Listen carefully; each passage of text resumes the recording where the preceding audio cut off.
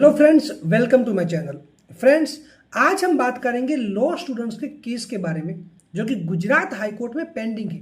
साथ में ये भी जानेंगे कि ग्रांटेड कॉलेजेस को अप्रूवल मिला है कि नहीं, और इस साल जो स्टूडेंट्स ग्रांटेड कॉलेजेस से एलएलबी पास आउट हुए हैं या फिर ऐसी कॉलेजेस से पास आउट हुए हैं जिनके पास अप्रूवल नहीं था, तो क्या उनको भी सनद नहीं मिलेगी। आज हम इस वीडियो में इसके बारे में डिटेल में जानेंगे। तो फ्रेंड्स, इस वीडियो को एंड तक देखें, और अगर आप मेरे चैनल पर नए हो तो चैनल को सब्सक्राइब करना ना भूलें। लॉ स्टूडेंट्स की ये मैटर अभी honourable Nikhil S carrier sir की कोर्ट में है, और ये हियरिंग 27 जून को हुई थी। अभी फ्रेंड्स, हम देखेंगे कि लाइव हियरिंग में क्या हुआ था और जज साहब ने क्या कहा था।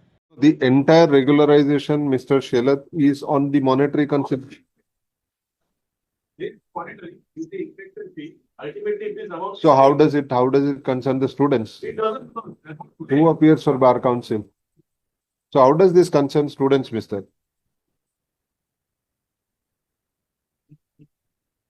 The colleges have actually agreed to make the payment. Colleges may or may not agree, but how do you put the students? Passed from Uh, recognized colleges. so what were you doing till now? So recognition for them.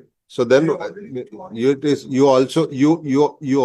you also have appropriate powers to ensure that there is no college continues with recognition. Tomorrow, if suppose some ABC starts a college saying it's a law college and starts imparting education, are you not under an obligation to see that such college do not continue any further?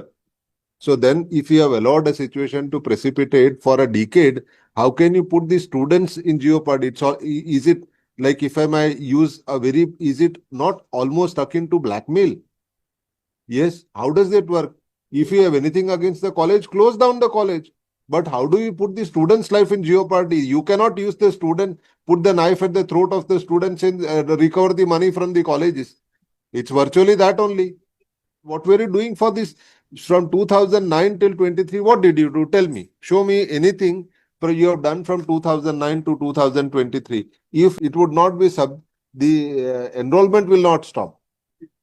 I'll permit you to take up whatever action you want to do against the colleges if they don't make the payment. That's a different thing, but not at the cost of the.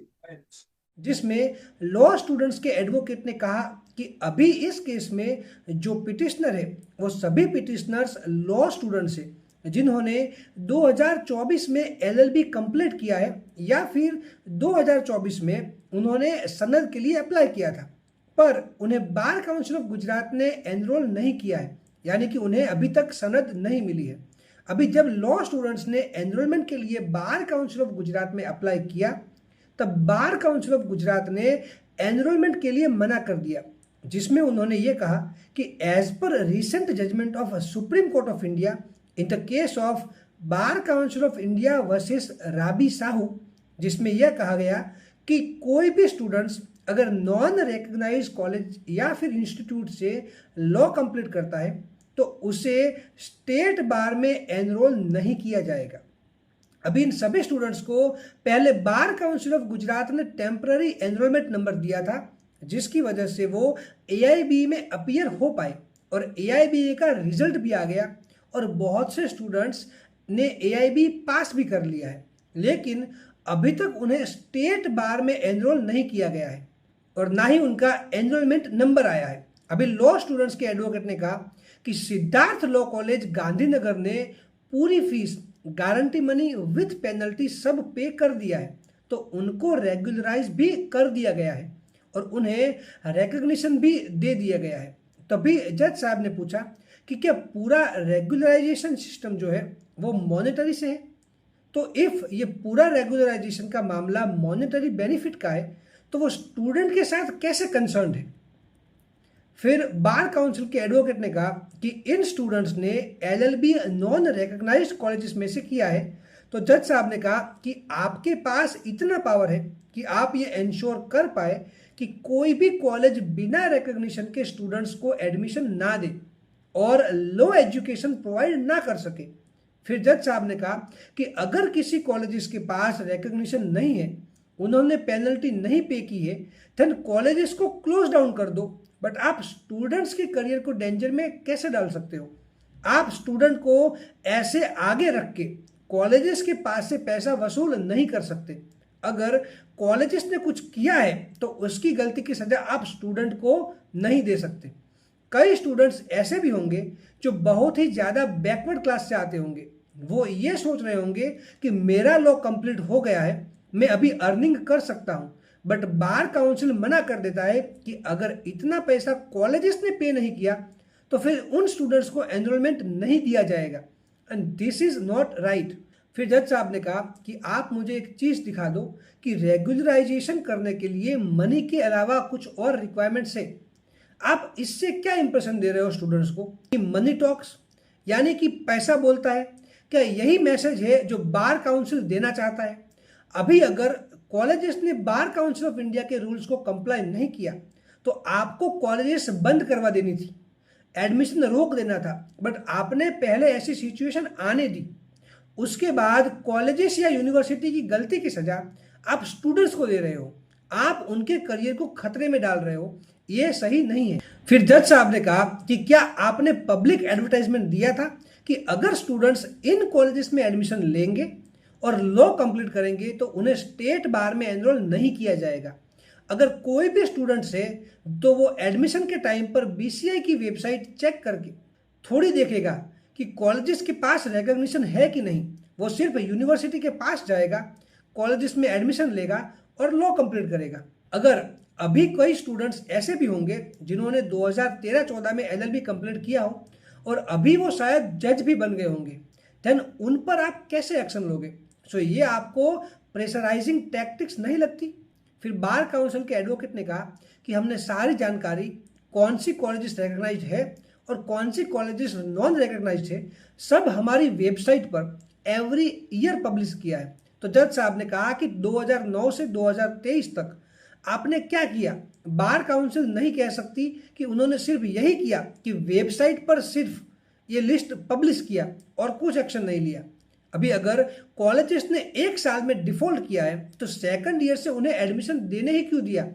Colleges को close down कर देना था। अभी अगर colleges direct admission दे तो अलग बात है, बट स्टूडेंट्स ने तो यूनिवर्सिटी के थ्रू उन कॉलेजेस में एडमिशन लिया था, और अगर उन्होंने यूनिवर्सिटी के थ्रू एडमिशन लिया हो, आपने एडमिशन की फीस भी कलेक्ट की हो, देन आप इग्नोरेंस क्लेम नहीं कर सकते। और आपने फीस लेने से मना तो किया नहीं है, आपने जितने भी फीस थी वो एक्सेप्ट तो की है ना। और सभी स्टूडेंट्स जो लॉ कर रहे हैं वो रिच बैकग्राउंड से नहीं है। बहुत से स्टूडेंट ऐसे भी होंगे जो सिर्फ लाइवलीहुड के लिए लॉ कर रहे हैं, और हम जानते हैं कि सीनियर्स कितना पे करते हैं, और ये सिस्टम बहुत सालों से चली आ रही है। ऐसे में अगर उन्हें स्टेट बार काउंसिल में एनरोल नहीं किया जाएगा तो वो कहाँ जाएंगे? अगर पहले कॉलेजेस के पास फैकल्टीज नहीं, उनका इंफ्रास्ट्रक्चर नहीं था, तो क्या पेनल्टी पे करने से वो रेट्रोस्पेक्टिवली ठीक हो जाएगा? आप इंस्टीट्यूशन के अगेंस्ट में जो चाहे वो एक्शन ले सकते हो अगर वो रूल्स फॉलो नहीं करते हैं, बट आप इससे स्टूडेंट्स के करियर को खराब नहीं कर सकते। फिर लॉ स्टूडेंट्स के एडवोकेट ने कहा कि बहुत सी ऐसी कॉलेजेस भी है जिन्होंने पेमेंट्स कर दी है, स्टिल उन कॉलेजेस को ना ही रेगुलराइज किया गया है और ना ही उन कॉलेजेस के स्टूडेंट्स को भी एनरोल किया गया है। Friends, justice Nikhil S carrier ने कहा कि बार काउंसिल को जो भी एक्शन लेना हो वो इंस्टीट्यूशन के अगेंस्ट में ले सकते हैं, but not at the cost of the students. Students का एनरोलमेंट नहीं रुकना चाहिए। तो फ्रेंड्स, इससे ये तो पता चलता है कि नेक्स्ट डेट पर मे भी ऑर्डर हो सकता है और स्टूडेंट को एनरोलमेंट सर्टिफिकेट भी मिल सकता है, पर अभी तक इसकी कोई अपडेट नहीं है कि इस academic year granted law colleges चालू होगी कि नहीं, उसमें एडमिशन चालू होगा कि नहीं होगा। अभी फ्रेंड्स, लॉ स्टूडेंट्स और ग्रांटेड लॉ कॉलेजेस, इन दोनों का केस जज साहब ने 1 जुलाई को रखा है, तो इसी दिन हमको पता चल जाएगा कि इस मैटर में आगे क्या होगा। तो फ्रेंड्स, अगर आपको कोई और क्वेश्चन है तो आप मुझे कमेंट सेक्शन में पूछ सकते हो, और इस वीडियो को लाइक करें, ज़्यादा से ज़्यादा शेयर करें और मेरी चैनल को सब्सक्राइब करना ना भूलें।